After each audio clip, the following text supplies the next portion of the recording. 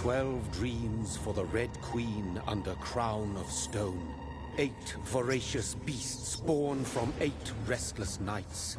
4 nails piercing the flesh of the sinner. 1 prayer for the summoned, called by this song. 'Tis perhaps the countdown to oblivion for the once proud city of London. 'Tis perchance her inhabitants' last dance alone to face death and pestilence. Confronted by the eerie and unknown, mortals became desperate for answers. A flock's flight makes for an omen, the falling of a star a dire presage. Turning to priests for interpretation when there was no reason to be found. When religion failed, men turned to science. I saw them build such vain cities, crafting machines made for endless war. New questions flourished as old answers withered. What is darkness but lurking sun? What is wall but enslaved stone? What is glass but tortured sand? What is song but a call to arms? What is hate but jilted love? What is life but death pending?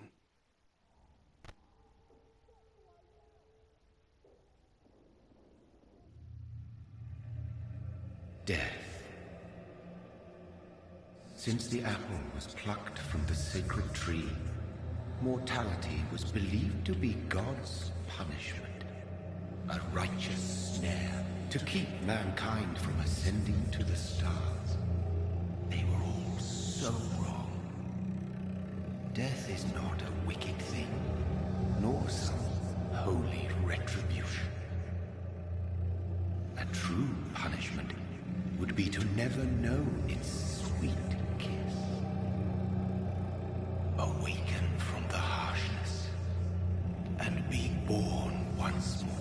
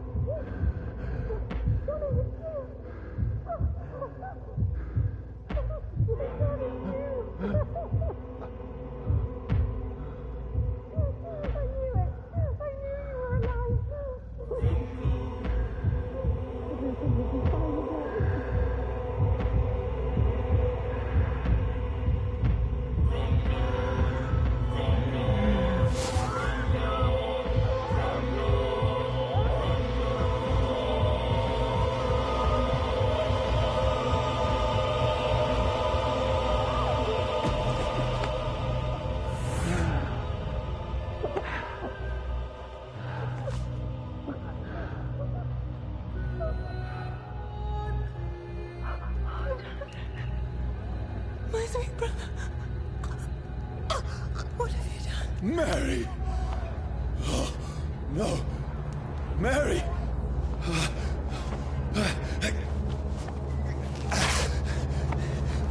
Hold on!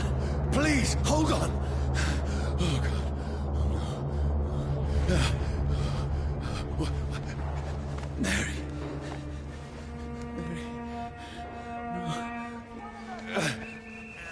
No. No, no.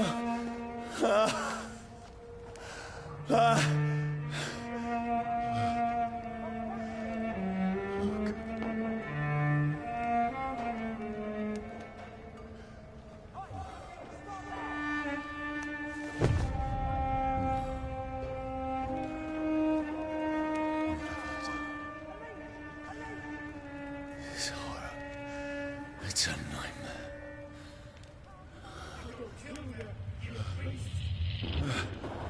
No! Please, a moment, let me explain!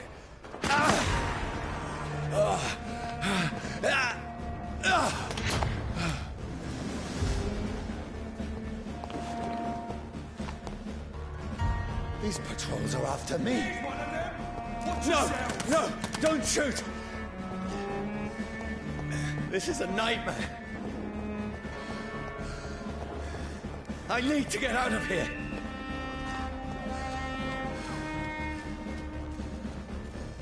This can't be happening. Over there! No! Please! Stop! I mean you no harm.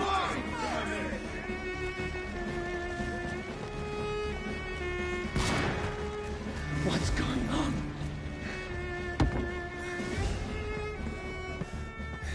Oh, Mary. What have I done? What's all this about? Shit, where'd it go? Now, I can defend myself. Kill that thing! Who are you? Stay back! Sorry, but you left me no choice.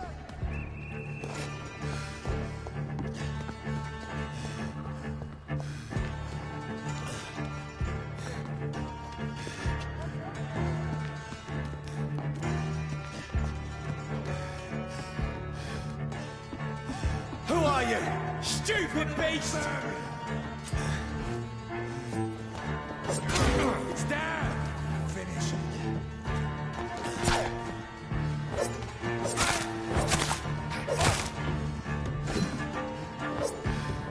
Sorry.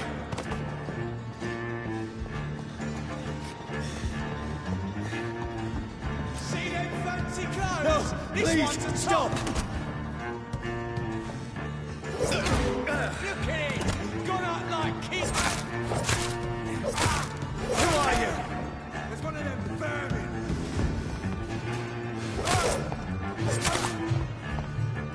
What do you want?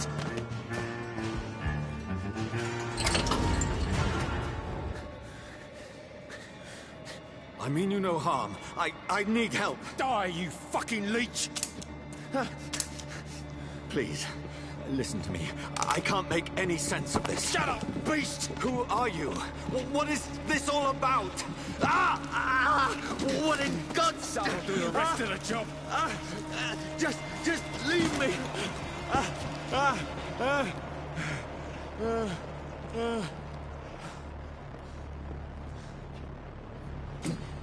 The sun.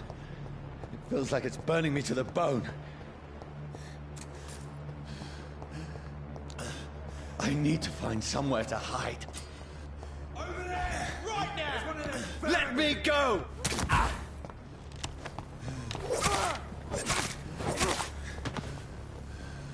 I need to find shelter. Is anybody there? What is this place?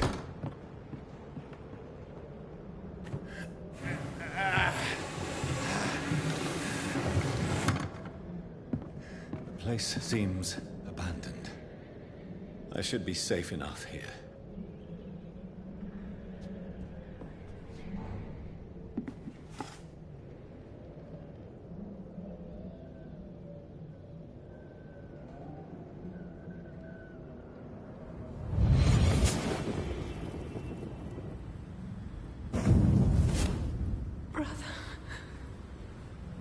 What have you done? Mary! Mary! Mary, I'm sorry. Whoever did this to us, I will find them.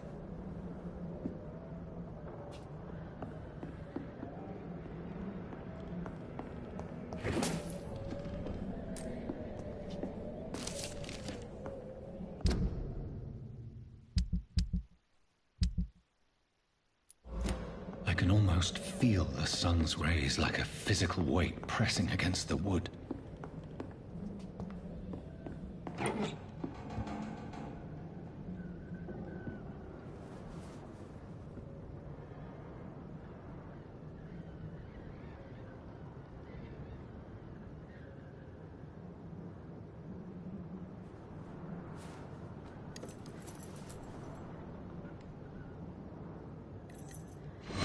Wait.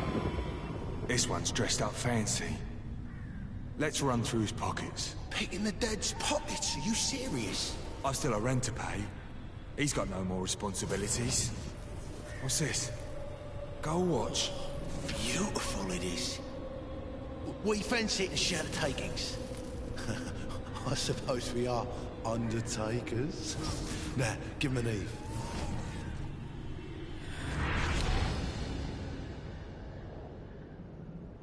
That's impossible.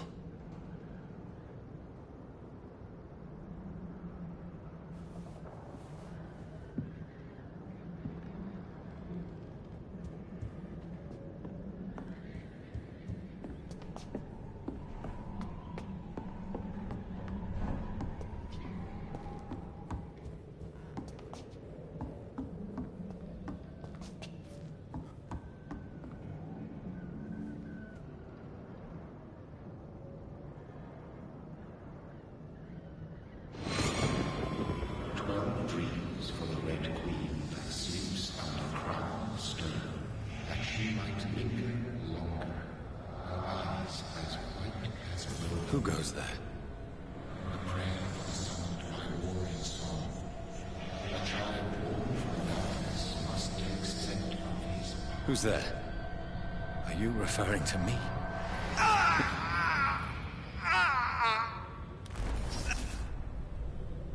No! No! I still have so much to accomplish.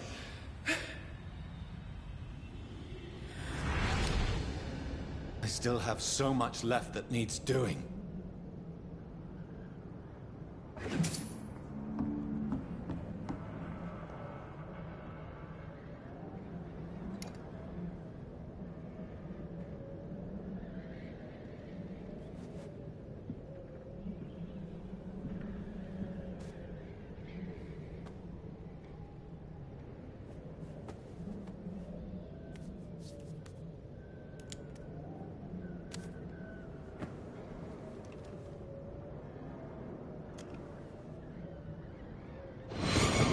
Johnny, this one's lost. We need to leave. And now! No! There's time. I can save him. That's the enemy coming! The orders are to evacuate the hospital! Done. He'll live. And now what? We fight. Killing is a hell of a lot easier than healing.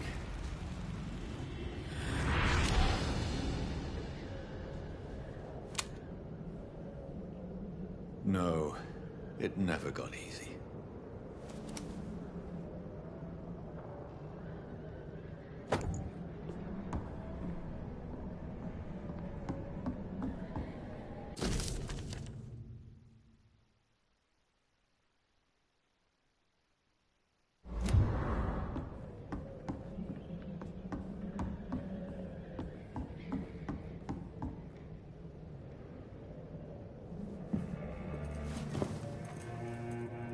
This makes no sense.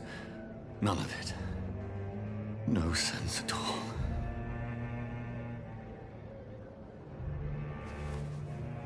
It's a nightmare. That's it.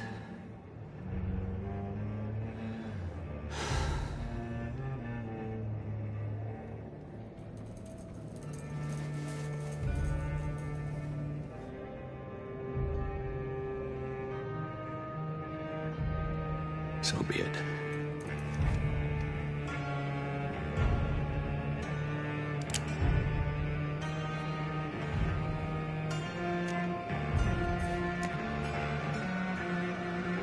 Rational thinking only.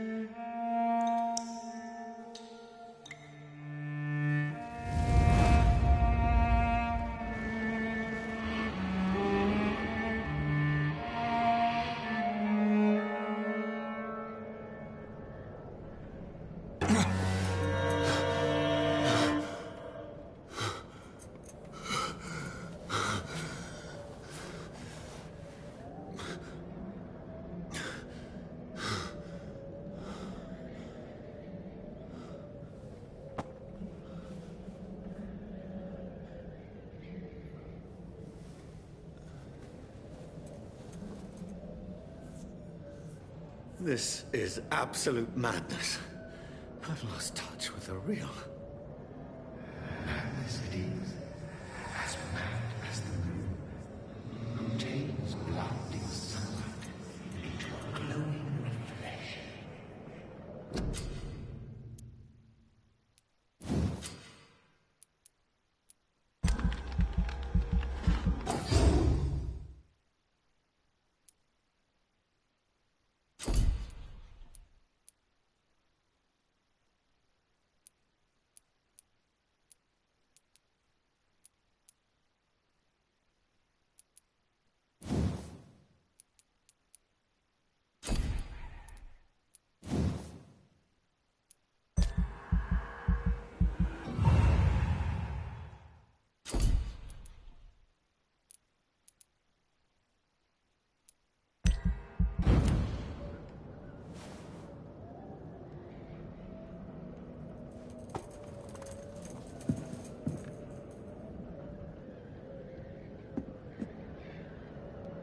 Voice in my head.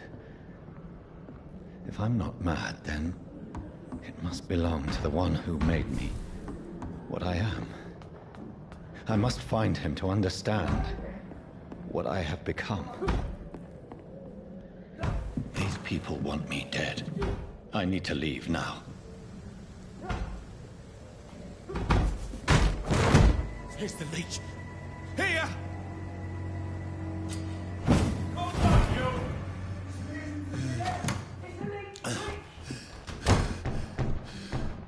My head's spinning.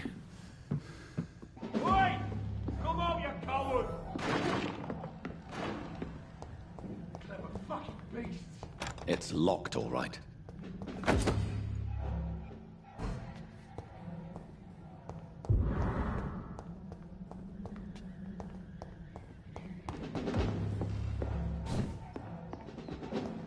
It's locked.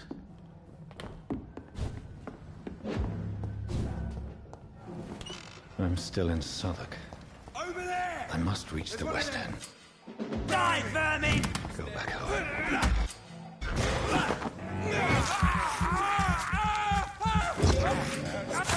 There's a strength I never knew I had. This one's... It ain't you, but it!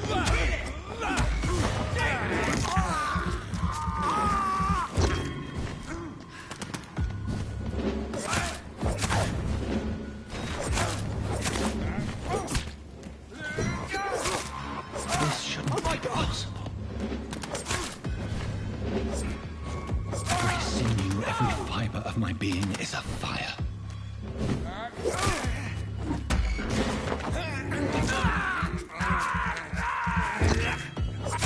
I feel like a child learning the limits of my body.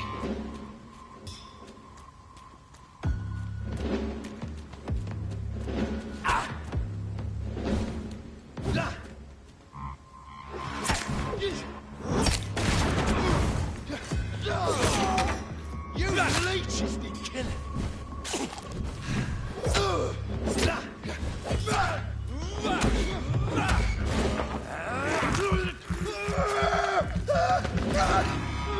My strength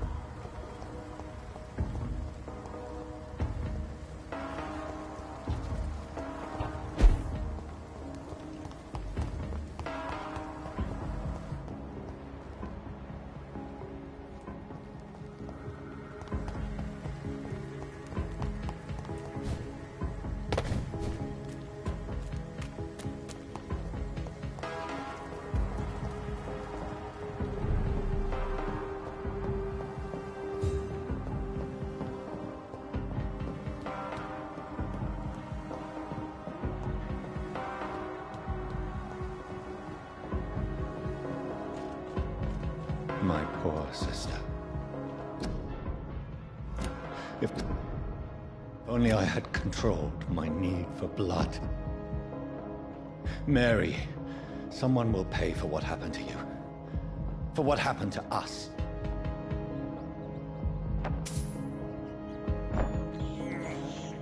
I can't believe I'm doing this. It's locked, all right. The dizziness from the jump. I can now control it.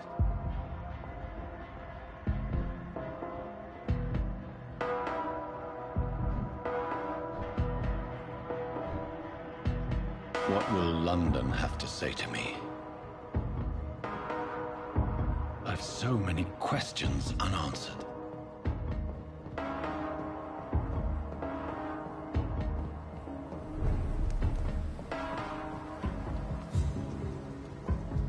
Another corpse. Have the very streets of London become a mausoleum?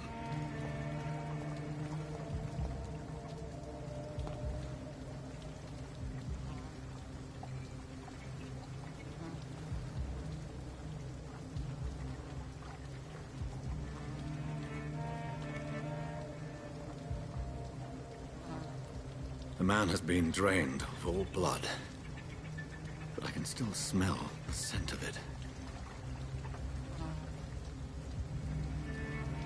I follow the scent's trail. Perhaps it will lead me to my assailant.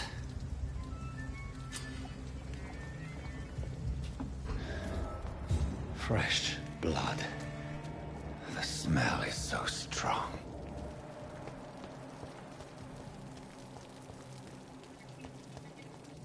Where has everyone gone? According to the blood patterns, that's where the victim was attacked.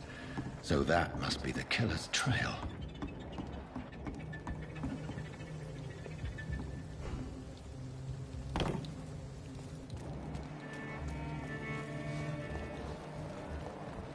At last, a little life.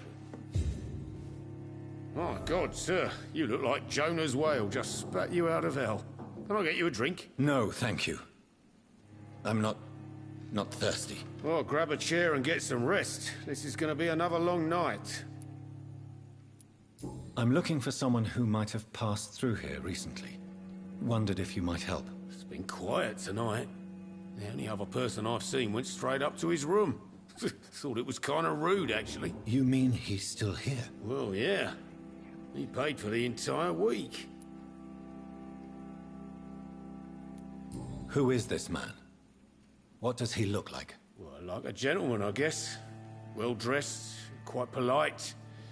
A professor or something fancy like that. Always writing, reading notes. How long has he been here? He rented the room a few days ago and didn't say when he'd leave. I need to meet this man. I have questions. Just climb the stairs and knock on the first door. I heard him open his window, so I guess he's still awake. And, Yes? no funny business. You hear me? This is a respectable establishment.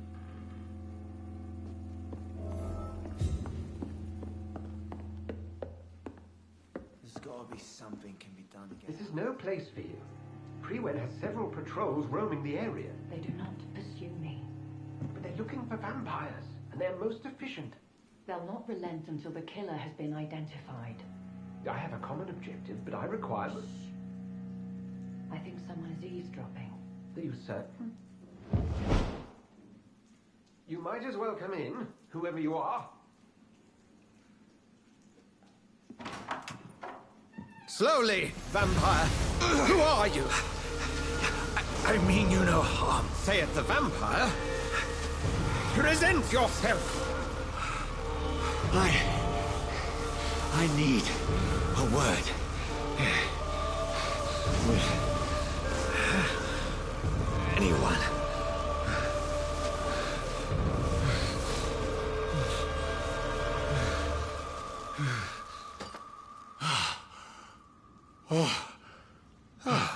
Well, that's something I can do for you.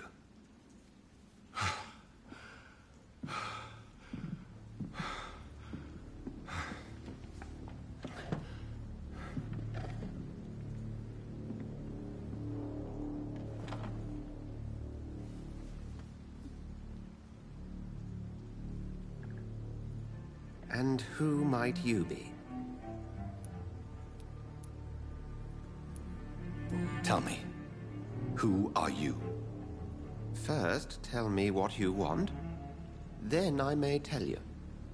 That's none of your concern. Sir, you have entered my room in the middle of the night, pale as a corpse and shaking like a tree. So please, indulge me. Someone is molesting people. In fact, killing them. Biting them. The calling card of a vampire. Like you.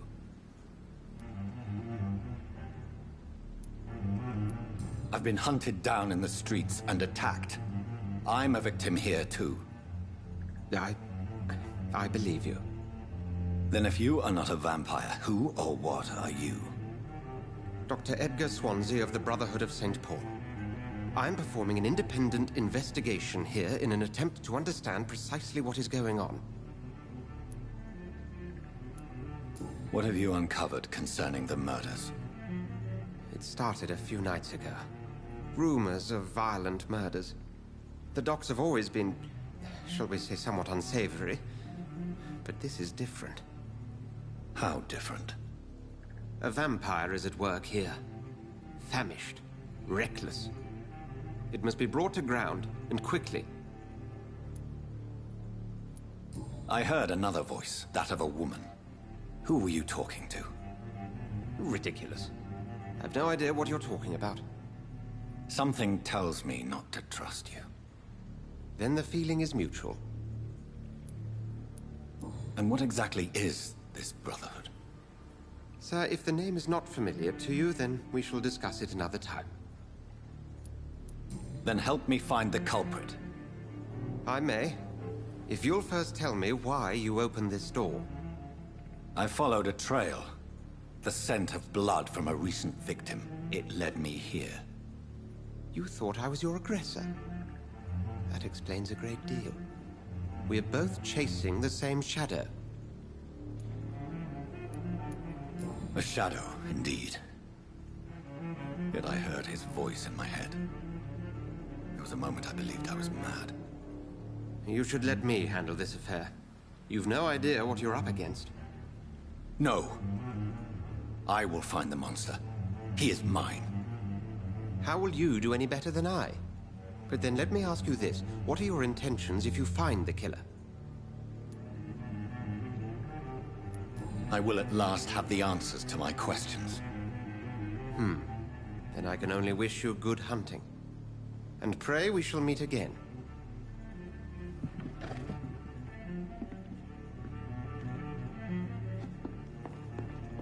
If Swansea is not my attacker, it means somebody else came here tonight. Someone must know something. Not long ago, this sort of mess. Good evening, sir. I wondered if I could ask for your help. Wow, you look like you need a drink. Yes. I apologize for my outfit. It's been a long night. Been there, seen that. Don't worry, things can only get worse. Has anybody entered the bar recently? Can't say. Sorry. I spent the night making love to that gorgeous bottle, see? This is important, sir. Are you sure no one has come in here in the last few hours? I don't know and I don't care. This is a free country. People still have the right to come and go, don't they? What's going on around here? It's like everybody is hiding. You must be new here. Have you not heard about the murders? Everybody fears the return of the sewer dog. Who is this sewer dog? It's the local bogeyman. Convenient answer for every crime that happened for decades. You murdered someone, blame the sewer dog, eh? You make it sound like it's a fairy tale. People will always believe in monsters. It's easier than accepting their own darkness. We can all be monsters. I'll leave you to your bottle then. I hope I live long enough to see them wet boot boys get what's coming. Welcome back. Did you find what you were after? I can't say I have. Are you sure no one else came into your bar before I arrived? Hey, I told you, you were the only other stranger I've had. I think you're hiding something from me. I hide many things from many people, sir. That's what my job's about. Goodbye, Mr. Watts. Evening, sir. Can I help you? I have a few questions for you. Well, if you must. What's going on around here? Where is everyone? Too many dead, sir. First the epidemic, and now all these terrible murders.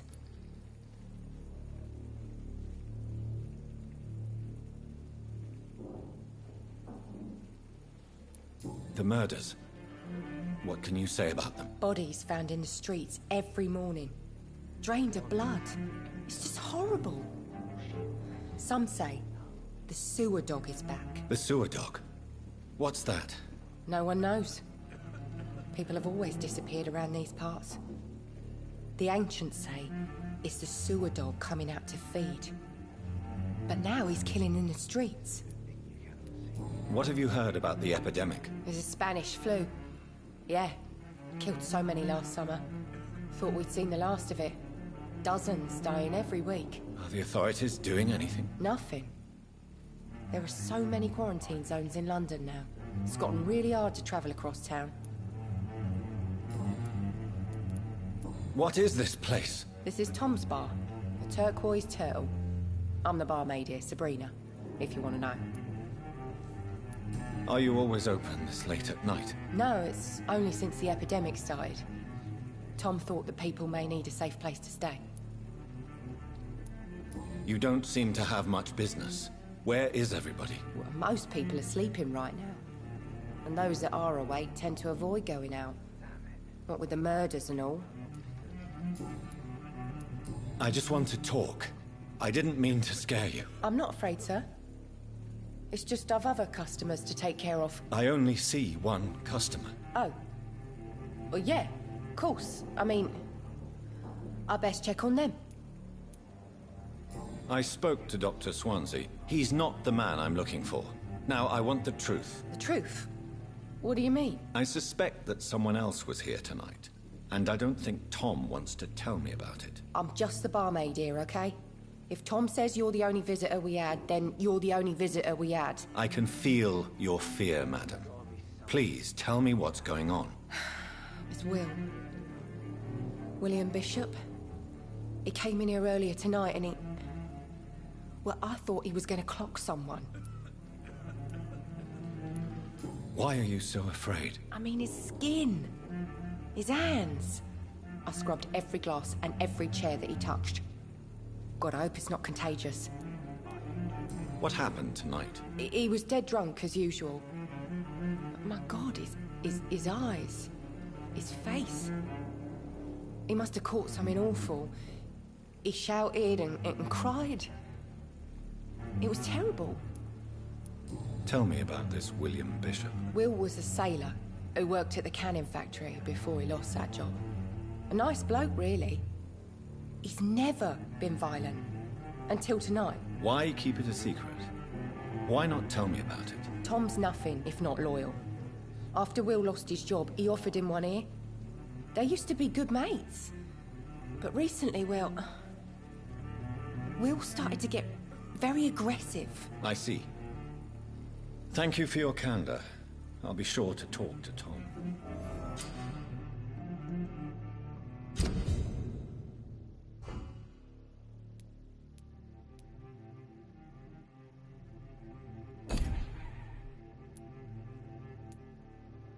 It's a good thing you cannot see me now, Mum. You again. What can I do for you? Tom, talk to me about the visit from your old friend, William. Yes, Will came by tonight, but he's not my friend anymore. Who is he? William? Just an old sailor who loves his gin too much. He worked for years at the canning factory before it closed. Is he dangerous? Yeah. Like many drunks, he's all bark and no bite. He can barely stand up most of the time. How was he tonight? Was he different? Sicker than usual, perhaps. He whined and mumbled about how mean people were to him and how he'd like to talk to me outside, and then he left when I refused. Why lie to me if he is not your friend? I didn't lie. I said you were my only unannounced customer, and that's the truth. I need to find him. It's a matter of urgency. Do you know where he is? You could try his boat. It's up by the North Pier. He sleeps there when he's too drunk to get home. Please describe him to me. What do you expect? He's a tall, sick bastard with a bad rash and torn old clothes.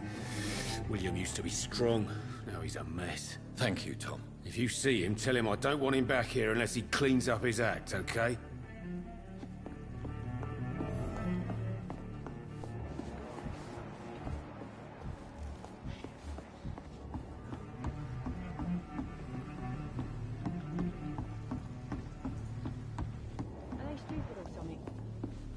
Been to India.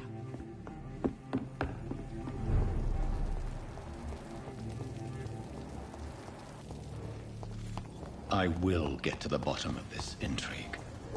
What's been done to me, to this city.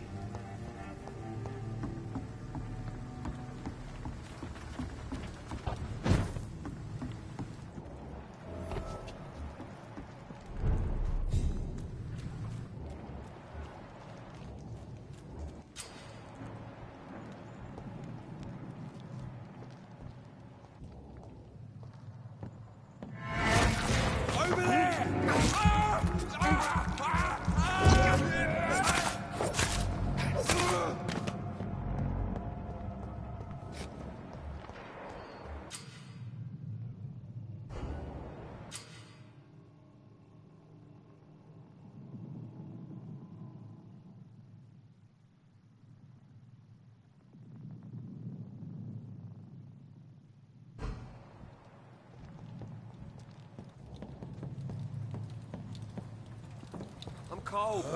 It's a leech! Fight for this!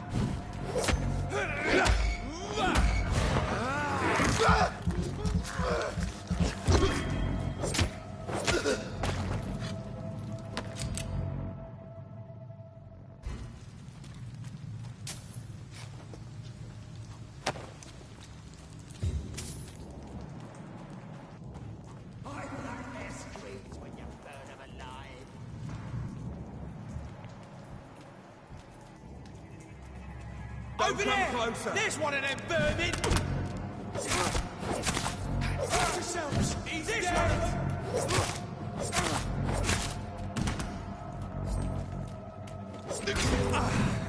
Doesn't like fire, does it?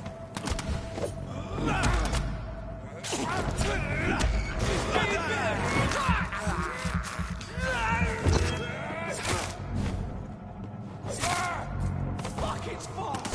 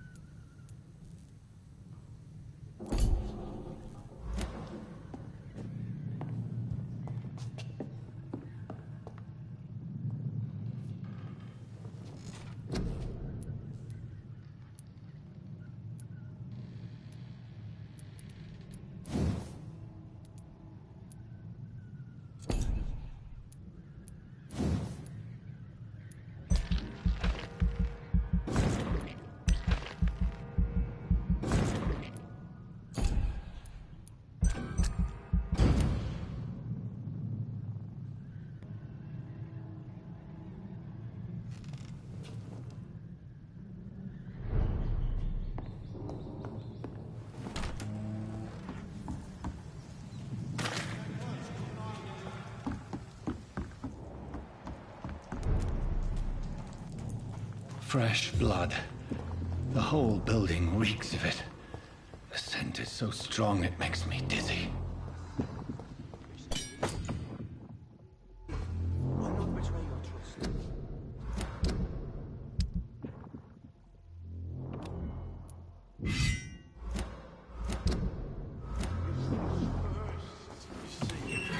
This place reeks of bloodshed. As one, we shall overcome this. This creature is bedeviled. I must put it down.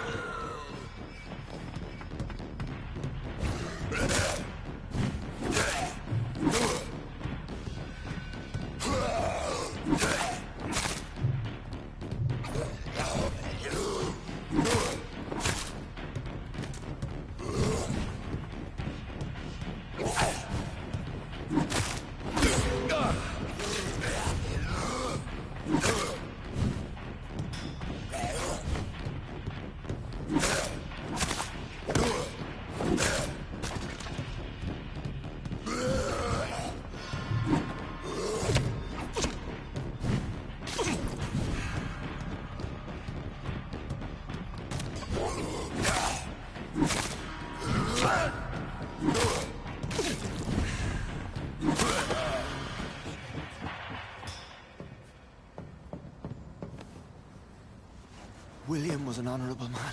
I could have saved him. Mr. Hampton, are you in there? We knew him well, another lost soul, a kindred spirit. Sir, listen to the sound of my voice. I'm a doctor. You're suffering from shock. I must return to my flock. They'll stray without me.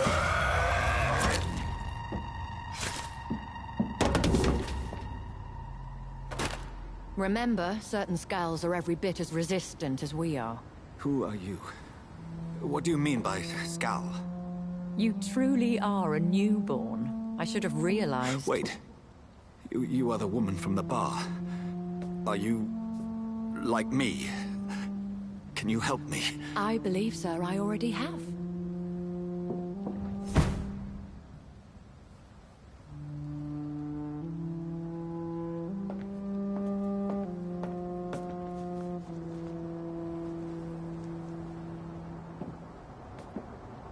By George and the Saints, you've solved the mystery of these terrible murders. Patience, good fellows, I've come to offer help. Just give me a moment to secure my boat. We can leave this awful place. William was not the evil man they claimed. He was just taken by the thirst. He needed this drink. This man requires medical attention. We'll see he gets to the nearest hospital. No, please, I must tend to my fold. My flock needs me. There, sir. Go with the good Dr. Swansea. He's resourceful, and I'm sure he'll take good care of you. You'd best come as well. The sun is soon to rise, and you'll need a place to rest. I just need a moment. If I can learn something about what has happened to William, I'll be a step closer to understanding what happened to me.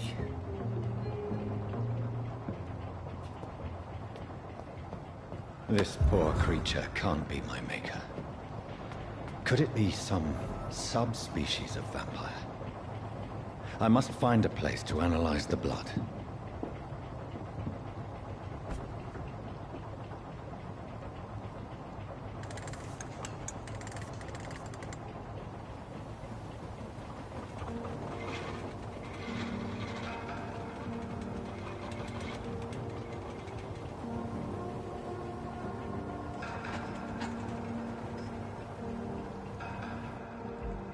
Where are we headed? We're on our way to the Pembroke Hospital. It's just across the canal. They'll have a bed for poor Mr. Hampton. William was... what manner of creature was he? Predator, prey, villain, and victim. Who can say? The important thing is that he's been stopped. Duly noted. And the woman? What... who is she? What woman? Oh, don't play me for a fool. You used me to locate that Skal. You must know who she is. And I thought you a gentleman. You shouldn't talk about a lady behind her back, but I will tell you she values her privacy. Were London as peaceful as she appears from the middle of the canal? If only that were the reality of the situation. To be honest, I've always tried to avoid this part of town. Pembroke Hospital is the last bastion between the rest of London and the epidemic. The flu has decimated the East End and the war still rages. Welcome to the front lines of a plague. This is where you work, Dr. Swansea? I am the administrator of Pembroke Hospital. I thought you were here in service of your mysterious order, the Brotherhood of... Of St. Paul's Stole, yes. But first and foremost, I'm a man of science. A physician, like yourself, Dr. Reed. How do you know who I am? No need for modesty. You are Dr. Jonathan Reed, a surgeon of some caliber and renown, if I'm not mistaken. You are correct, sir. I knew it! I had my suspicions. But when you took the blood sample from the corpse of poor William, I was certain. Dr. Reed. Marvelous. Have we met? I attended 3 of your seminars before the war. I have the utmost admiration for your research. And what a turn of fate. England's most esteemed blood specialist returns to London a vampire. That word, again, from a so-called man of science. I understand. Traditionally, the role of science is to refute myth, but when myth walks among us, the Brotherhood of St. Paul has dedicated its purpose to their study. There's so much for you to learn. Of that, you are right. Well, then let me be blunt. Join my staff at Pembroke Hospital. As a physician. I suspect you'll not find a better post of employment to contemplate your predicament. This is sudden. I was returning home to see my sickly mother. But alas, that was before contracting this... affliction. Dr. Reed, take a moment to consider. The post would be for the night shift, providing a good explanation for your absence during daylight hours. You'll be adequately reimbursed, and have a place to hide. I even had the forethought to bring some clean clothes. So, what do you say? It seems I have little choice, but yours is a generous offer, so I thank you. Brilliant! Oh, Jonathan, this is one for the book, and the beginning of a beautiful friendship.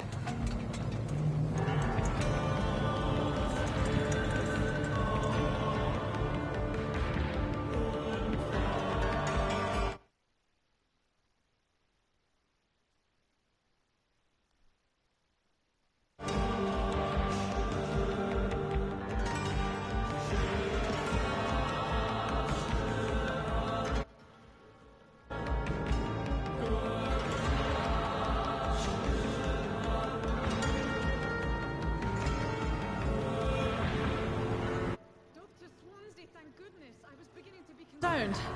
Worry no more, Nurse Crane, for I bring good news. Oh, Doctor, what a night. We lost 2 more patients. Nurse Scow said she couldn't take it anymore and resigned. Yes, well, I'll make a new rota in the morning. In the meantime, find a good bed for Mr. Hampton. Be sure to pay attention to his needs. Of course, Doctor. Oh, and Dorothy? Yes, Doctor? Dr. Reed here has just returned from the front. He served King Country and will be joining us here at Pembroke. We're very lucky to have gained a surgeon of his talent, and one so experienced in blood transfusions. That is good news indeed, Doctor. Oh, yes.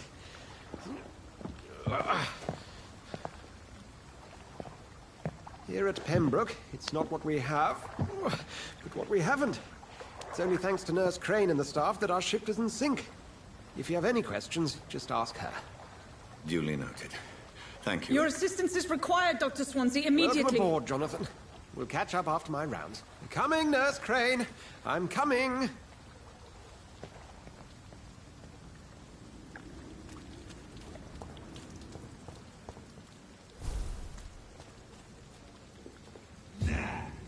It's my turn!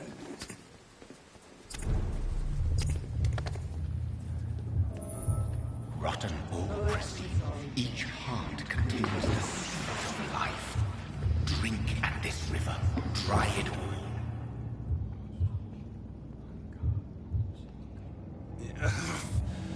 Come on, you bastard! I won't bite. Sir, please. You've lost too much blood. Calm yourself. You think I didn't notice? Stop your staring and get me to an hospital, you arse! Insulting a good Samaritan. Not exactly the way to get rescued. All right, sorry. I am in pain here. My guts are spilling out onto the street and you're yabbering on. Yes. That's a very nasty wound you've got there. Take my word, I am a doctor. Dr. Jonathan Reed. Name's Clay Cox. I'd appreciate you helping me to a better place, Doc. Follow me, Mr. Cox. Let me assist you to that better place.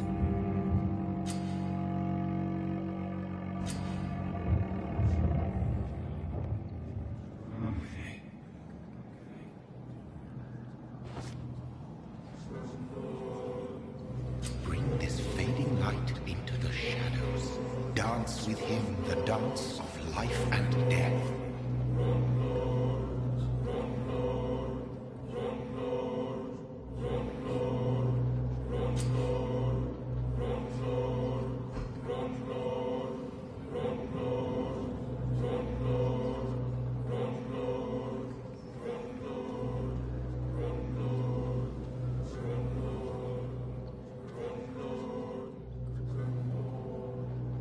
No more. Not tonight. Not like this. I will not take another life. It is wise for the huntsman to sometimes let his prey go. But no famished hunter can run for long.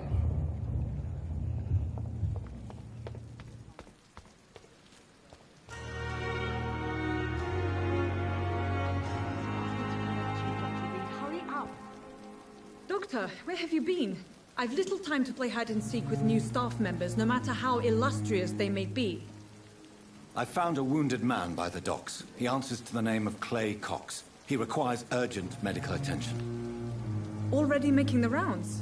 That's the Pembroke spirit. I'll ask our porter, Milton, to bring him back immediately. Thank you, nurse. What can I do for you? Dr. Swansea insisted we provide you a quiet office. You'll find it on the second floor with your name on the door. Thank you. Nurse Crane, isn't it? Yes, Dorothy Crane. Welcome to Pembroke Hospital, Dr. Reed. Your office has been prepared. I would like to ask a few questions first. And Mr. Hampton, the patient we brought in, how does he fare? I gave him a sedative to help him sleep. Poor thing was in quite a state of shock. What kind of man is Dr. Swansea? Well, you accepted the job from him. I thought you would have known about your employer.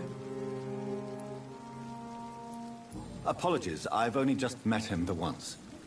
This is sudden. I've only just returned to England. Dr. Swansea is a brilliant surgeon and the most compassionate physician. It's right to assume Dr. Swansea knows far more about me than I do about him. You'll get to know him soon enough, and better than me. The administrator has better things to do than mix with us. If you could point me in the direction of my room again, nurse. Second floor of the hospital, left after the stairs. It's the last vacant office at the end of the corridor. Thank you, Nurse Crane.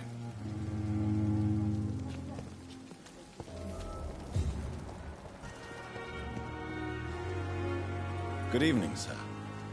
I'm Dr. Jonathan Reed. I'm new here. I've already heard about you, Dr. Reed.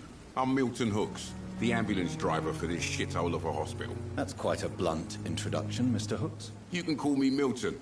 I like to speak my mind, Dr. Reed. Perk of the job. Don't judge me, and I won't judge you. I'm not sure I understand what you're talking about. Well, I'm no doctor, but I'm pretty sure a gun can't be used as a surgical instrument. You have a keen eye. I learned to shoot during the war, and have carried one ever since. Old habits die hard. No need to explain, Dr. Reed. And if you ever need a better gun, remember, I may have something for you. How is the situation around here? You want to hear the situation is all right? It's fucking awful. We lack everything. and it's getting worse every day. Are you really smuggling weapons through the hospital? And why not? I've already been attacked by patients, you know. And by gang members willing to steal my money. But you're not defending yourself. You're selling guns to civilians. You keep people alive your own way, Doctor. I offer them another way to protect their health. So what do you do exactly in this hospital? Apart from smuggling guns, I mean. I've been an ambulance driver since... too long, I guess. I bring sick people here night and day. It's a dirty job, but I get it done. Most of the time. Since you're on the front line, how is the sanitary situation in this vicinity? It's a complete disaster. It's even getting dangerous to enter some streets or buildings. Even the locals attack you. It sounds like things have been a bit rough recently. What's happened? Yesterday I got attacked by the patient I was bringing in. I escaped through the hospital's garden, but I lost my wallet when I was running. You left an infected patient outside the hospital? That's incredibly dangerous. Go there yourself if you want, but be careful, Doctor. I'd rather not bring your dead body back.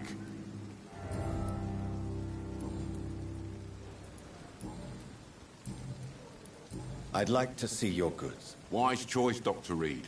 A reliable gun is what everybody needs these days.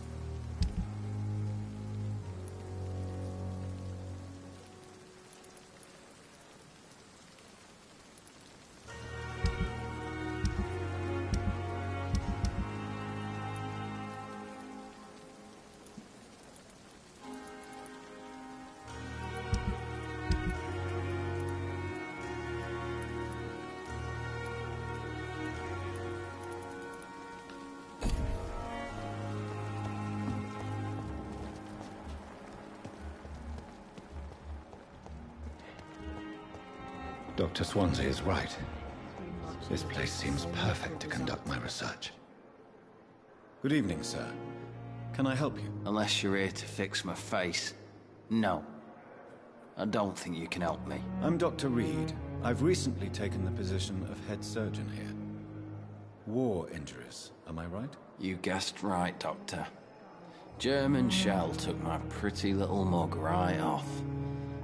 But they still call me Thomas Elwood. How is your stay with us, Mr. Elwood? Oh, it's bliss.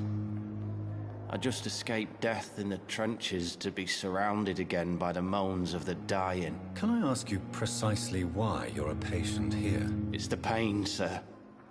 The drugs don't work. It just hurts under the scars, if you get my drift. Can I do anything for your pain? Nurses gave me a bunch of pills. No effect. Told you. It's like the flames are under my skin, burning away. Who is treating you? Is someone in particular looking after your case? Nobody since the old and tired doctor spoke to me. Started to think I was forgotten about. Wouldn't blame you. You don't seem worried by that.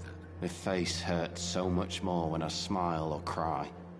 I've learned it's easier not to speak. But be assured I'm smiling inside. Goodbye for now, Mr. Elwood. You disgust on every street corner. The daily... Good evening, nurse. Good evening, Doctor. I don't think we've been introduced yet. My name is Pippa Hawkins. And I'm Dr. Jonathan Reed. Dr. Swansea has recently offered me a position in this hospital. Well, it's a euphemism that your help will be appreciated, Doctor.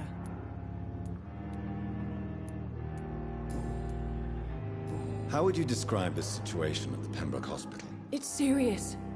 The flu is wreaking havoc amongst the staff and patients. We are running out of everything. You must get a hold of yourself, nurse. Sorry, I'm exhausted. No one has any idea when this epidemic will be over. Nurse Hawkins, the Spanish flu won't last forever.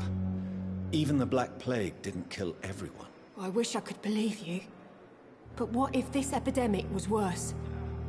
What if in the end, nobody was spared? How long have you been a nurse? Well, long enough to see that the epidemic is winning. And no matter how qualified you are, don't tell me you'll change that. You'd be surprised what dedication can achieve, Nurse Hawkins. In medicine, sometimes we're just a test result away from a miracle. Sorry, Doctor.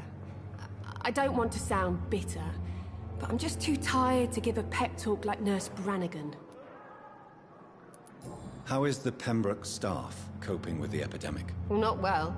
Milton, the ambulance driver, is even more grumpy than usual, especially concerning doctors. Why is Milton grumpy on a daily basis? Is it just an act? Milton's not the kind of man who's bothered about a bad reputation, whether he deserved it or not. Why does Milton dislike doctors? I don't know. Just ask him. But be warned, Milton is not the chatty type.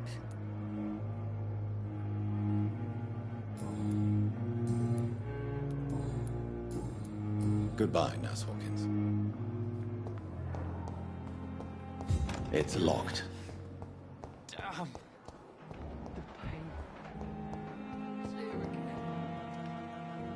Good evening, miss. I'm Dr. Reed, the new surgeon at the Pembroke Hospital. And who are you? Your name has no meaning to me, mortal. You're nothing but dust blown by the winds of eternity. I beg your pardon? What are you begging for, mortal? My clemency? Well, tonight maybe I'm inclined to mercy. You'll never forget the night you met Thelma Howcroft. You keep calling me mortal. Why is that?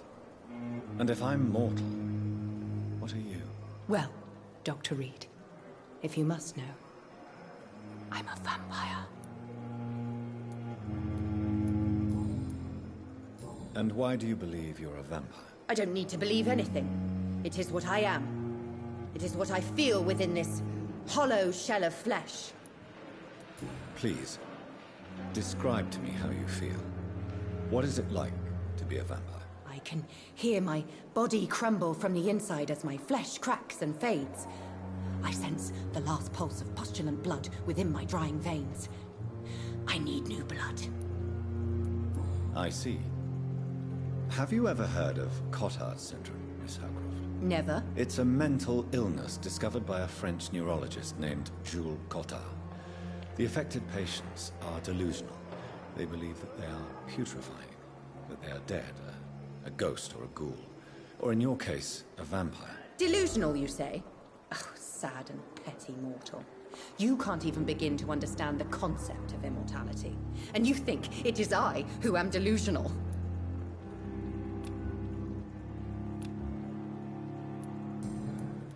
I'm assuming you must be a patient here. Am I right, Miss Howcroft? It's only a cover. To hide from my enemies. I can leave whenever I want. As a woman, a spirit, fog, or bat. Who are these enemies you mentioned? Can you describe them? I cannot say for sure. But I sense their eyes on me from nearby. I feel them watching me every time I visit the garden near the morgue. The staff here are not your enemy. They're here to help you, to care for you. I'm not speaking of the doctors in white. I'm speaking of the men and women who hunt me. For I am a vampire. I see. Don't worry. These people will not find you here. I'll personally make sure they leave you alone. Thank you, mortal. But do not interfere with them, for you are no match for those that hunt me. Who are you really, Miss Howcroft? I mean, apart from being a vampire. Is that not enough for you, puny mortal? What do you require? Proof of my powers? I'm curious to know who you were before becoming a vampire. It was such a long time ago, I don't remember. Centuries of unholy life can have strange effects on one's minds, you see?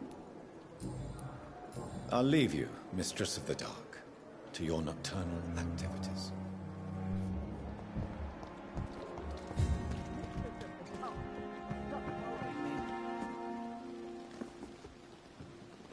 Good evening, nurse. I'm Dr. Jonathan Reed, the new surgeon here at the Pembroke. Dr. Swansea has already told us about you, sir. I'm Nurse Gwyneth Brannigan. Welcome to the Pembroke Hospital. Did he really? It's a good thing I wasn't hoping to keep a low profile. All members of staff have already read about your new blood transfusion technique. Dr. Swansea made sure of that. I see. Well, I'm a little surprised, but I suppose I'll just have to deal with this unexpected notoriety. You must know, blood transfusions are Dr. Swansea's primary subject of research. He is convinced it is the future. How are things here? Not good, to say the least. We're struggling against an invisible enemy, more lethal than any bullet from a gun. It's hard, Doctor. An invisible enemy? Quite a poetic term for a disease, especially from a nurse. Sorry, Doctor. These last few weeks have been exhausting. We could all do with a good night's sleep. Do you require medical assistance, nurse? Thank you for your concern, but I'm fine.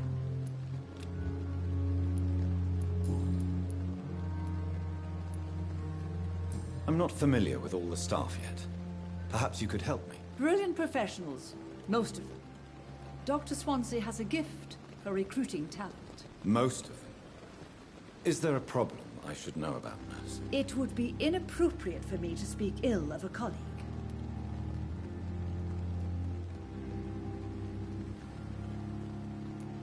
Is there anyone that stands out? Well, I have never met someone as dedicated as Dr. Tippett's. He should be a standard for us all here. If only he were younger. Why should his age be a problem? I guess it's fair to say he's always pushing himself to the limits. He just doesn't know when to stop and get some rest. Nurse Brannigan, if you do know something, please tell me. Anything you say will be held in confidence. No. I may disagree with some conduct, but in the end, everybody is doing their best. How are things here? Not good. Do you think this hospital can survive the epidemic? We are all volunteers here, and we're trying to hold fast, but how do we beat an invisible killer? Some nurses have already resigned.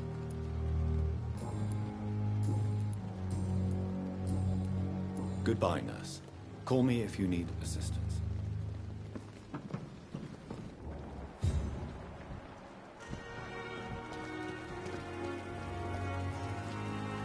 Good evening, sir. So it is true. The famous Dr. Reed has joined us. I can't think of any better news during these terrible times. Do we know each other? Actually, yes. We met once before, at the Rockefeller University in New York. Dr. Tippett, yes, I remember. I was assisting Professor Carell in his research about coronary bypasses. He had nothing but praise for you. He was also very confident about your future. And look at you now. Eminent surgeon and blood transfusion specialist.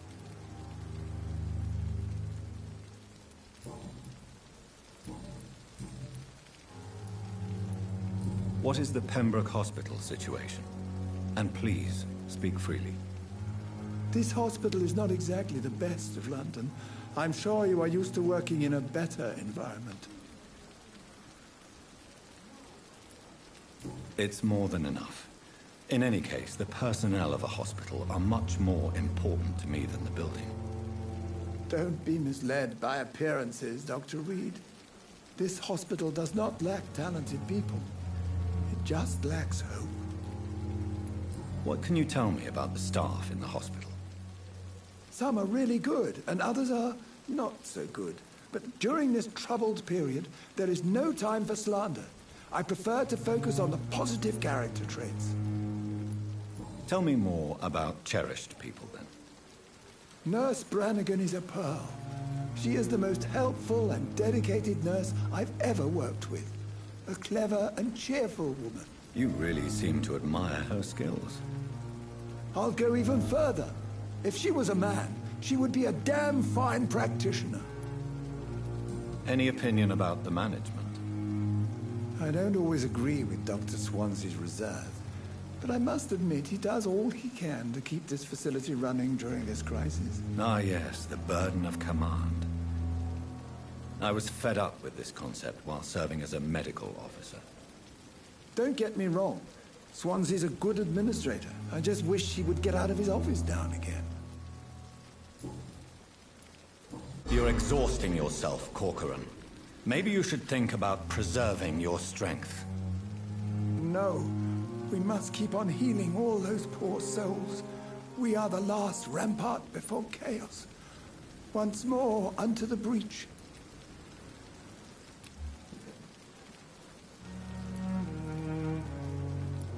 Nurse Brannigan is worried about you, Doctor. She should not have told you that.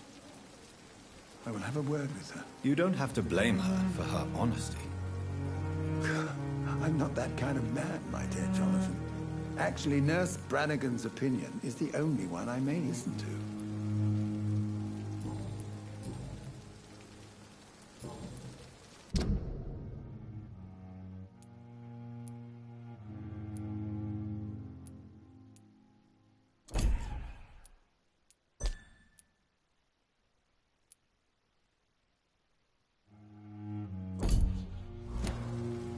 Goodbye, Dr. Tippett.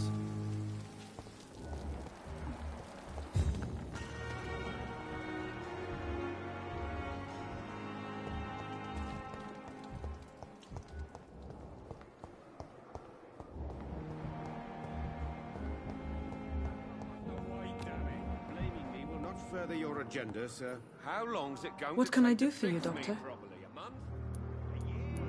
Thank you, Nurse. Our methods, and you will kindly apologize when you're feeling better. But in the circumstances,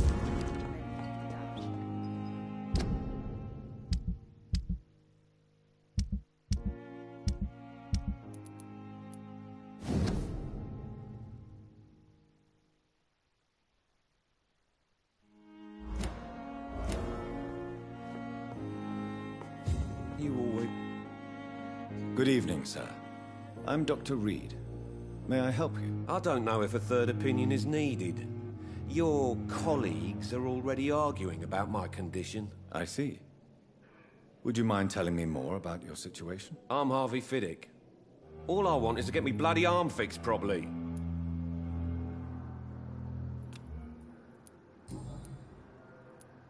Tell me about yourself, Mr. Fiddick. I'm just a regular guy waiting to get his arm fixed, so I can return to work and to my family. I was more curious about what you were doing before being hospitalized. I'm a carpenter, and a good one too. But that means I need both arms to feed my family, Dr. Reed. Tell me about the doctors who are arguing about your case. Strickland and Aykroyd. They both want the best for me, but there's a lot of pride there. Doctors are no different from carpenters, it seems. What do you mean? I often had professional arguments with rivals on a building site. Difference is, I disagreed about wood and nails, not flesh and bones.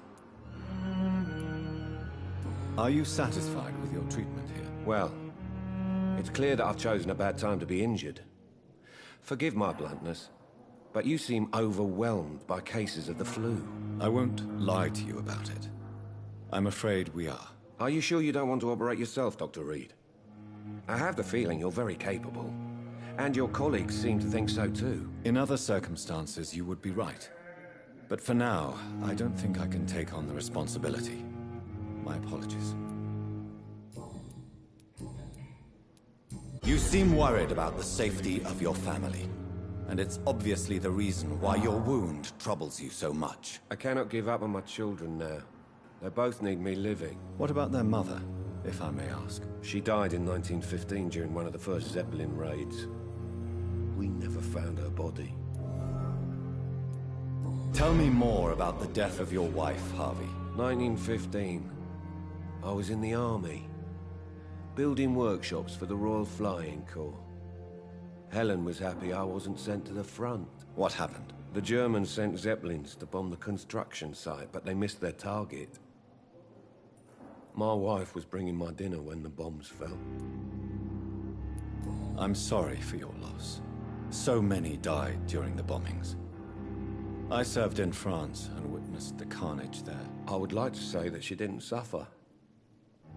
Truth is, I have no idea. I just know that I'm all that me kids have. Poor little bleeders. How are your children after losing their mother? They were smaller then.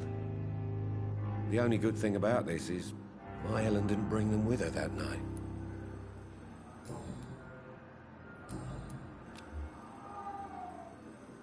Goodbye for now, Mr. Fiddick. I'll see you later. I will not let you down, my boy.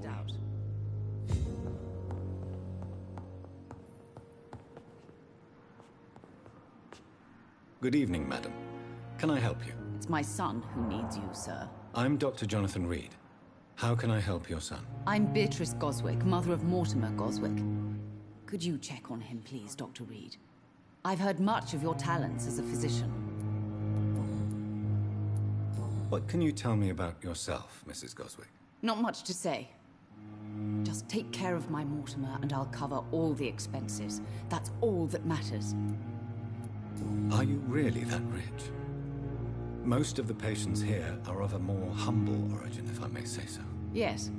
Thanks to my husband. May he rest in peace. I can cover any needed medical expenses. May I ask if you have an occupation, Mrs. Goswick? I'm a teacher by profession. I teach young women who are more ambitious about their futures than their families. What do you think of your reception here? Any complaints? I have had the uttermost reservations about this hospital since we arrived.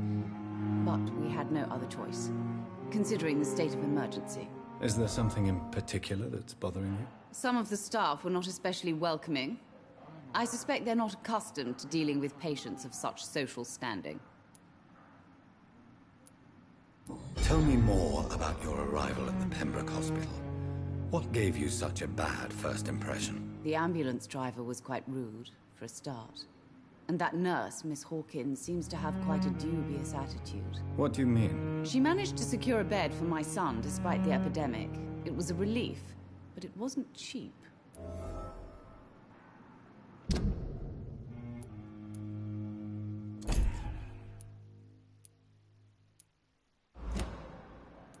She charged you for a bed? Yes, and I paid without question, considering the urgency of the situation.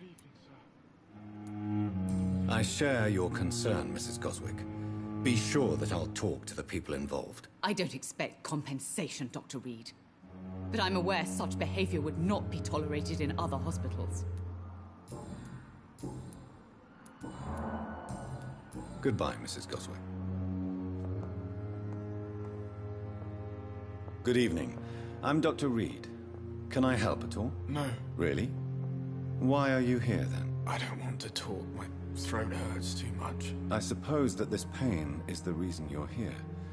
Is someone taking care of you? Yes. And no. Could you at least tell me your name, sir? Mortimer. Mortimer Goswick. How painful is your throat, Mr. Goswick? So painful I'd rather not talk at all, Doctor. I'm sure you realize a doctor and his patient have to communicate, sir. Would it help if I gave you some paper and a pen? Not really. I see. Then maybe it's not just your throat that hurts, Mr. Goswick. Perhaps your sore throat is just the consequence of something more hurtful. Yes, maybe. But I don't want to talk or even write about it now. Why did your mother have you hospitalized here? She seems convinced this is a bad hospital. My mother just wants the best for me. She won't rest while I'm here. She'd go all the way to hell and back to help me. Pembroke Hospital may look unorthodox, but rest assured you're in good hands here. It's not me you have to convince, Dr. Reed. It's my mother. Is your mother bothering you? As your doctor, I can ask her to leave you alone if you would prefer. That's tempting, Doctor. But you have no idea what my mother is capable of. She would tie herself to my bed if you asked her to leave.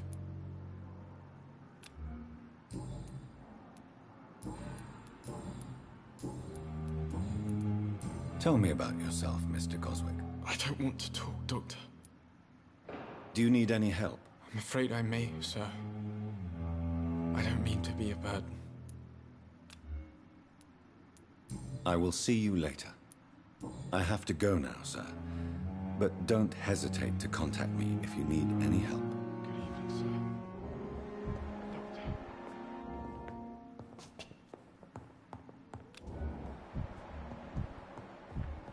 Nice, sweet girl. Reads me like a book. Good evening, sir. I'm Dr. Reed. I believe we're going to be colleagues. Reed? Yes, I've been informed about your arrival. I'm Waverly Ackroyd.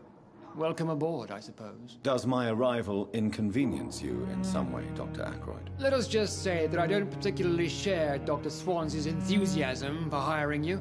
What we need here are reliable professionals, not overrated dabblers.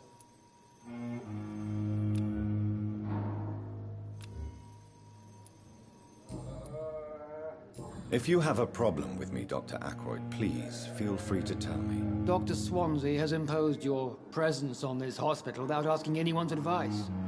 The benefit of his position. But I don't agree with it. I know we've never met before, but I believe this hospital could use all the help it can get. You will agree with that, I'm sure. Oh, but I have heard about you, Dr. Reed. Of course, you can't say the same about me, since I have not wasted my time courting the press.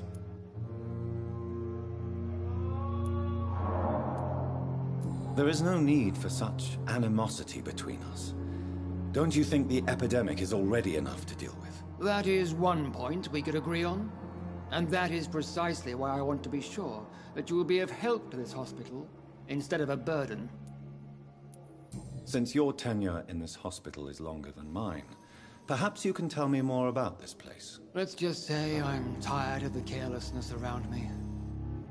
I have always respected the skills of Dr. Swansea, but over time his enthusiasm has become displaced. Carelessness?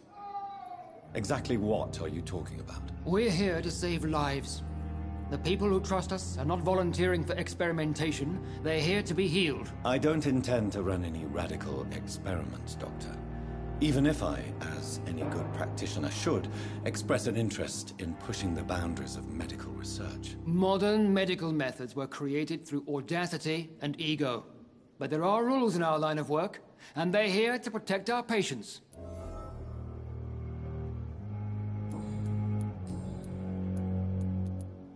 I don't know what you've heard about me, but I have already proved my value as a practitioner. I don't question your skills, Dr. Reed, but your motive. Is it money, fame, or are you truly dedicated? And what exactly is that supposed to mean? I served in the war just like you.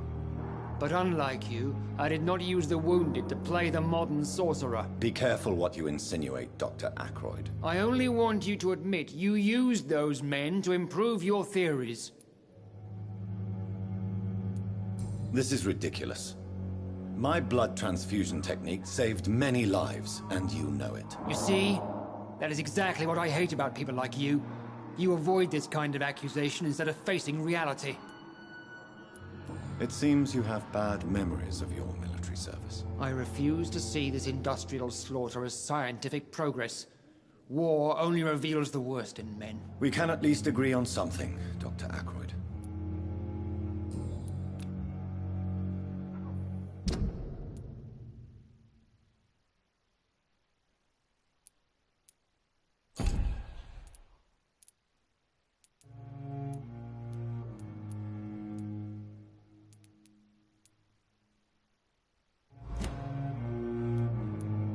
Thank you for...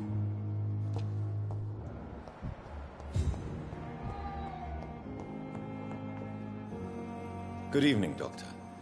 I believe we're going to be working together. Dr. Reed.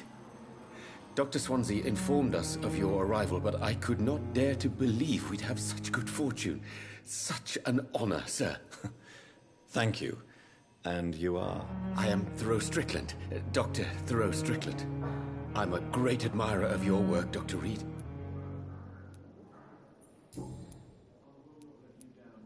Please, could you tell me something about yourself? I'm a great admirer of your work concerning blood transfusion, Dr. Reed. I run my own experiments. I'm convinced it's the future.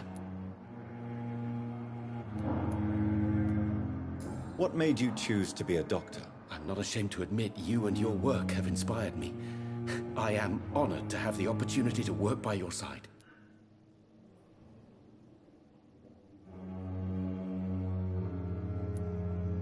It's always a pleasure to share scientific and medical knowledge with someone eager to learn. I'll be glad to help you if I can. This epidemic may be the century's most terrible disaster, but I'm convinced that we, as doctors, are the only ones able to defeat it. I based my technique on my mentor's research. He helped me perfect my method. What is yours? I'd rather not talk about it. For now, it's just theories and first approach. My process is purely experimental and unsuccessful. As long as you're cautious and methodical, you may remain empty-handed, but you won't fail. You're not the first one to warn me, but I am convinced knowledge is the main weapon against the ravages of this epidemic.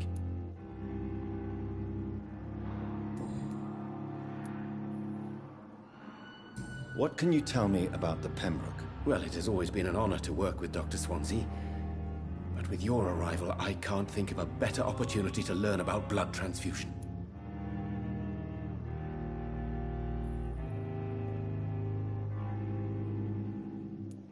You seem quite optimistic. It's a rare and precious attitude in these difficult times. I'm convinced that this epidemic is a test of endurance and dedication for us men of science. Questions remain about our capacity to resolve the situation. True.